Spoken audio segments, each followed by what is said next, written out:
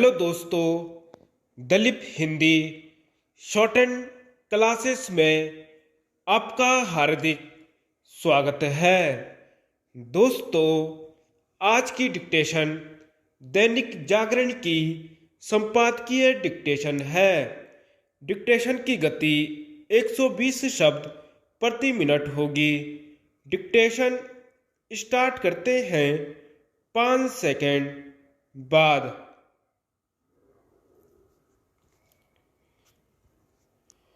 विपक्षी गठबंधन में रार।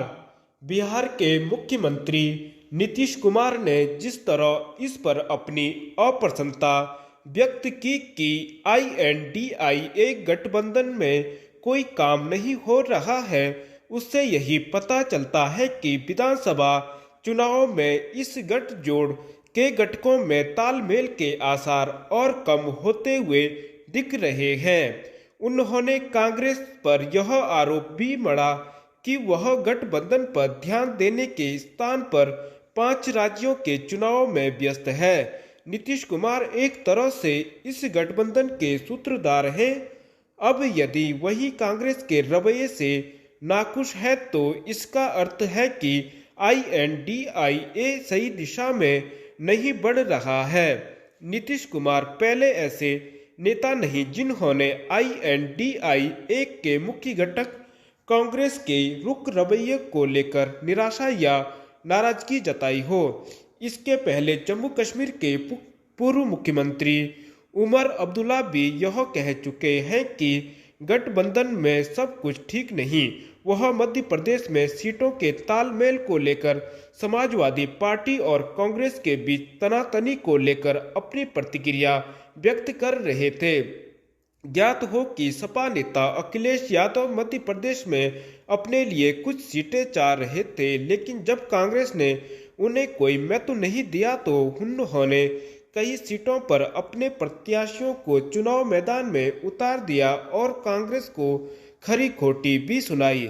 इसके बाद उन्होंने यह भी स्पष्ट कर दिया कि यदि आगामी लोकसभा चुनाव में गठबंधन हुआ तो सपा उत्तर प्रदेश में 65 और नहीं हुआ तो सभी 80 सीटों पर चुनाव लड़ेगी। समस्या केवल यही नहीं कि अखिलेश यादव और नीतीश कुमार कांग्रेस के रवैये से नाखुश हैं। राष्ट्रवादी कांग्रेस पार्टी के प्रमुख शरद पवार भी यह कह चुके हैं कि 5 राज्यों के विधानसभा चुनाव को लेकर INDIA के घटकों में मतभेद हैं। इसकी भी अनदेखी नहीं की जा सकती कि आम आदमी पार्टी ने गठबंधन धर्म की कोई परवाह न करते हुए विधानसभा चुनाव वाले राज्यों में अपने प्रत्याशी उतारने शुरू कर दिए हैं। इस सबसे यदि कोई संकेत मिल रहा है तो यही कि कांग्रेस 5 राज्यों के विधानसभा चुनाव INDIA के घटकों से मिलकर नहीं लड़ना चाहती।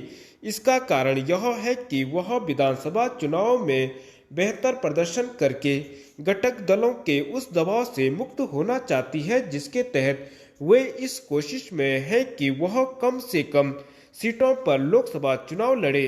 साफ है कि कांग्रेस और INDIA के अन्य घटक अपनी अपनी राजनीतिक जमीन छोड़ने को तैयार नहीं।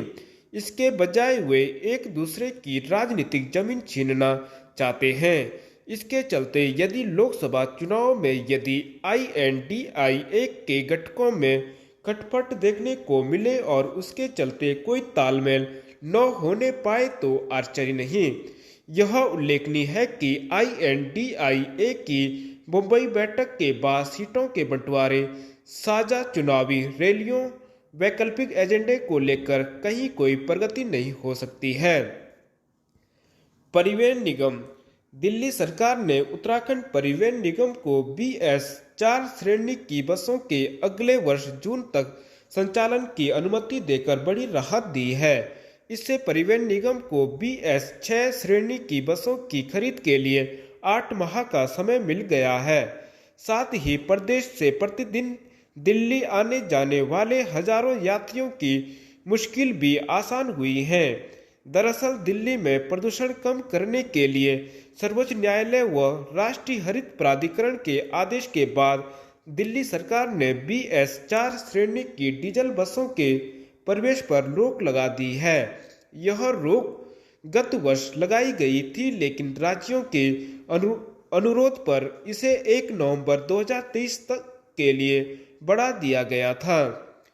1 नवंबर के बाद उत्तराखंड की BS4 श्रेणी की बसों के दिल्ली में प्रवेश पर संशय खड़ा हो गया था। यह बात अलग है कि 1 वर्ष का समय मिलने के बावजूद उत्तराखंड परिवहन निगम ने इस ओर गंभीरता नहीं दिखाई। परिवहन निगम ने यदि समय रहते BS6 श्रेणी की डीजल बसें खरीद ली होती तो इस तरह की नौबत नहीं आती। यह स्थिति तब है जब निगम को BS6 श्रेणी की बसों की खरीद की अनुमति मिल चुकी है, बावजूद इसके निगम लापरवाह बना रहा।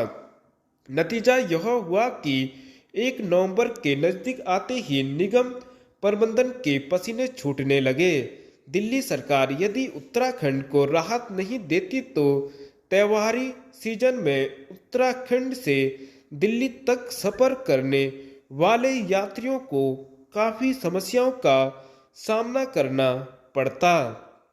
निगम को खासा आर्थिक नुकसान होता अलग, क्योंकि त्योहारी सीजन में ही निगम को सबसे अधिक आय होती है।